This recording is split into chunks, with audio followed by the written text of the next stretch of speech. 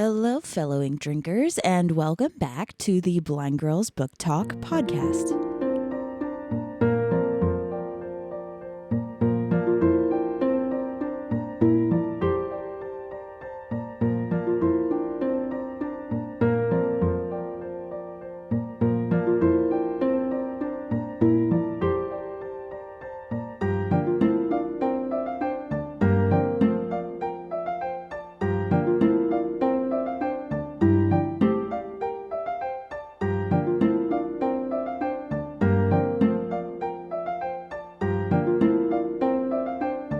My name is Aria. And I'm Belle. And we are two sisters who love reading and love books. And so what we've done is we've created this show in order to talk more about it and to talk more about the books that we love, the books that we wish we could change, all that kind of thing. This show is a variety show, so we cover a variety of bookish content, and it can range from bad retellings of stories to book-to-movie adaptation comparisons to buddy reads. The list really does go on, but today we are actually going to be doing another bad retelling, and this bad retelling is of Great Expectations. Now, before I go on, I do want to say that both Belle and I have just woken up, so that is probably why we might sound a little different at first, just until we get, more awake. Okay, so that's that disclaimer out of the way.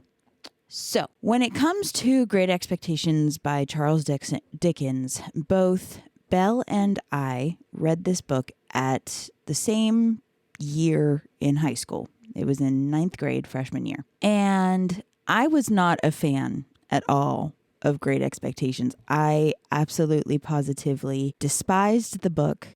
Now, Belle adored this book, absolutely loved it.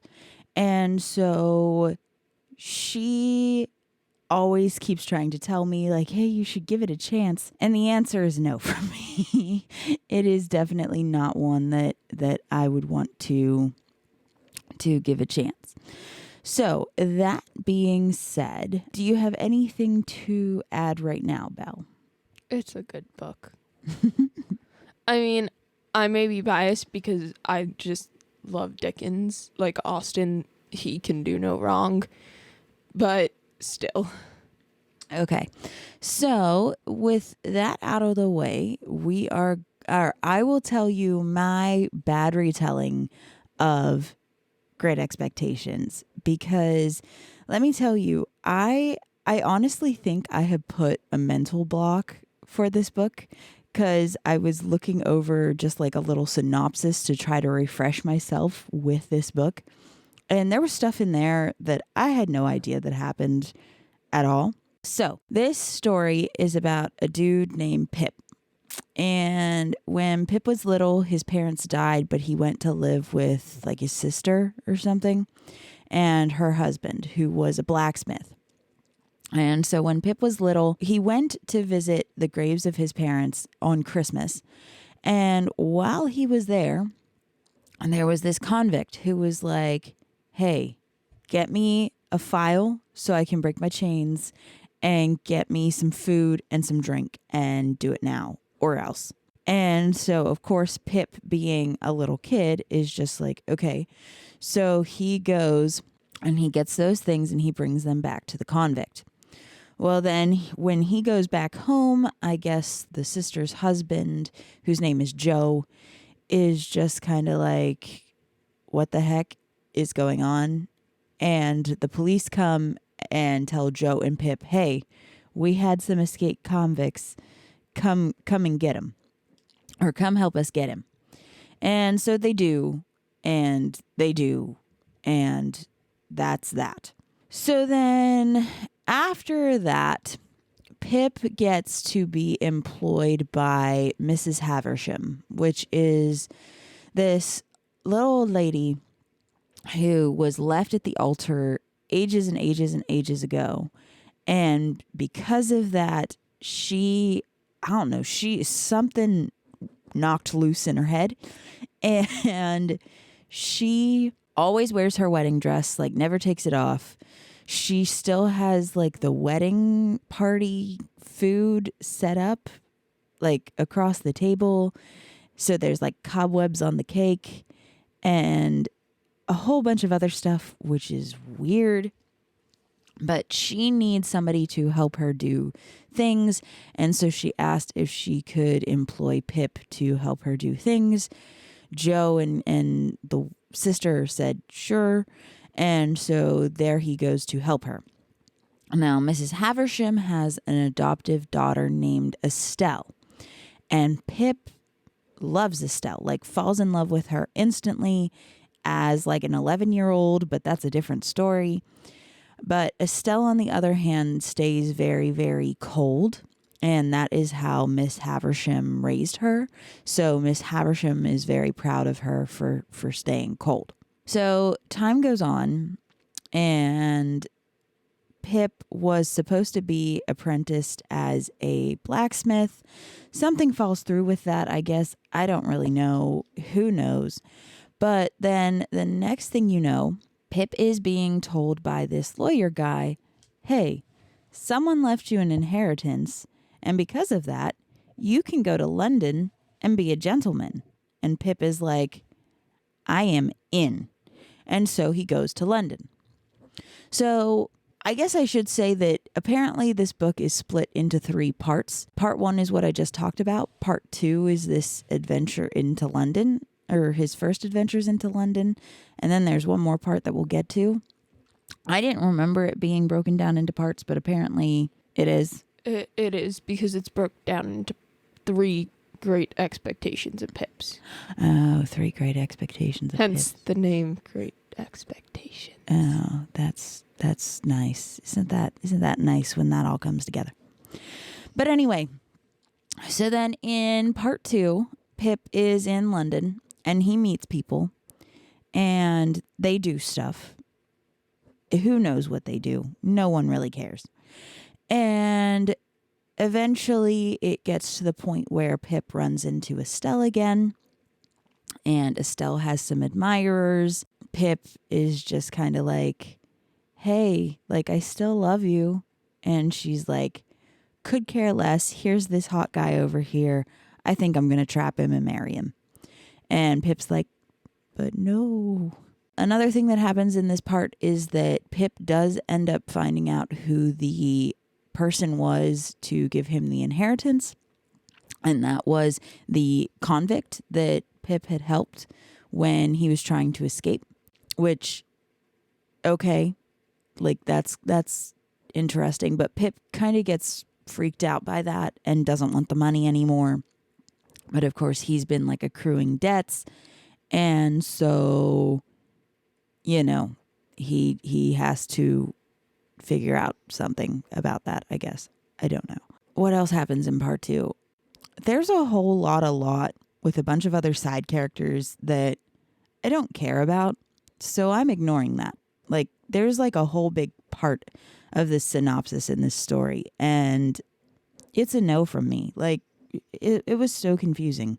So I think that pretty much sums up for part 2, except at the end, Pip decides that he needs to go to Cairo to seek his fortune, I guess.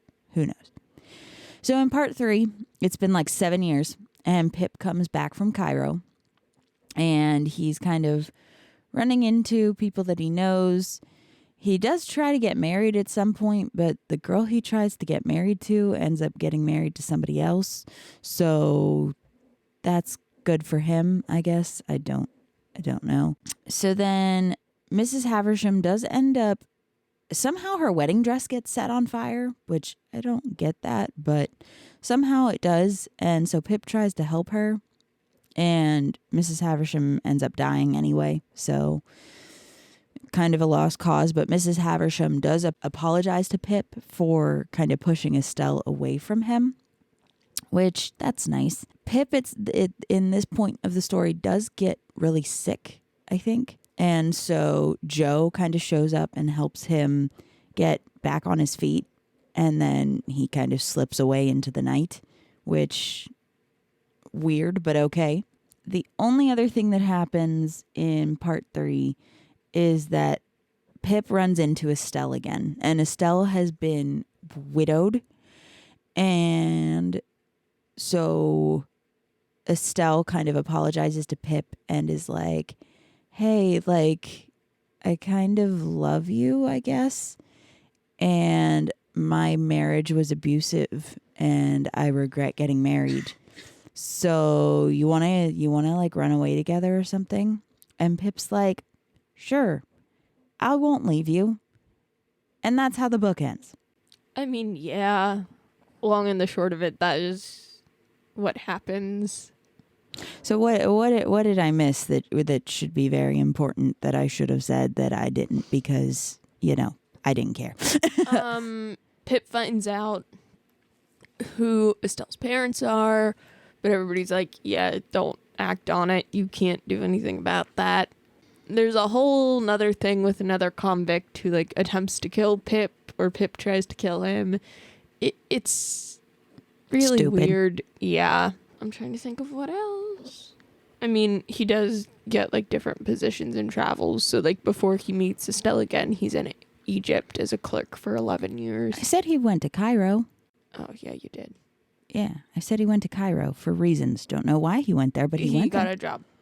Oh, that's cool. That's good for him. That's good. We love a boy who travels for his work. Honestly, I think that's it. Wow. Huzzah. I did it. Because when I was looking through, I then kind of continued looking through because I was just like, what, like, who's all in the story? There are like 20 characters or more in this story. And that's insane. And I'm just like, Dickens, why have you done this? Like, no. Yeah, there are a lot of characters, and all of their names are mostly kind of weird. So you kind of just gotta go with it and try to remember who's who. Which, as we know me, like, unless there's something that distinguishes a character or makes them like very, very memorable, it takes me a long time to like separate out all the characters, essentially, which I'm like, it's the same way with people. I'm really bad with names and people get confused. Like, I think certain people are different people and that kind of thing. I'm just not good at that. So for me, just the sheer amount of characters in this book, I think is another reason why it was a no from me. But now, okay, so you said that each part is one big expectation in Pip's life. Yeah. So, like, what the frick frack are the actual expectations? Because that doesn't make any sense to me in the slightest. I think the first one has to do with Estella and getting her to love him. At 11? Hey, man. Weird stuff has happened. Okay, fair. What's number 2? Number 2, I would assume, is dealing with his finding out like who his benefactor is and becoming a gentleman.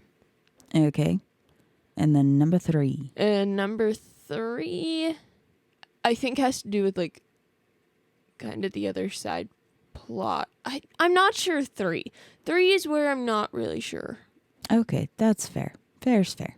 Because 3 is kind of all over the place. 3 is all over the place. Like, it seemed like when I was reading the synopsis, like when you reach a part 3 of something, that's when like all the loose ends should be like wrapping up and all these other things should be happening. And in this book, I feel like Charles Dickens was like, nope, not gonna do that. I'm only gonna do a couple. And that was that. You know, it was just very much all over the place. Honestly, yeah. All right. Well, we are getting ready to wrap up here. Now, do you have any other final thoughts to add? Nope, not really. All right. So we want to thank you guys for joining us today.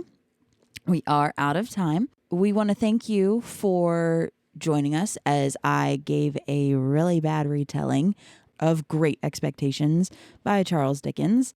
Hopefully you found it entertaining. If you really love the book, hey, let us know or let me know, because I have yet to find somebody else other than Belle who adores that book. So let us know if you like the show, if you like what you're hearing, if you like us.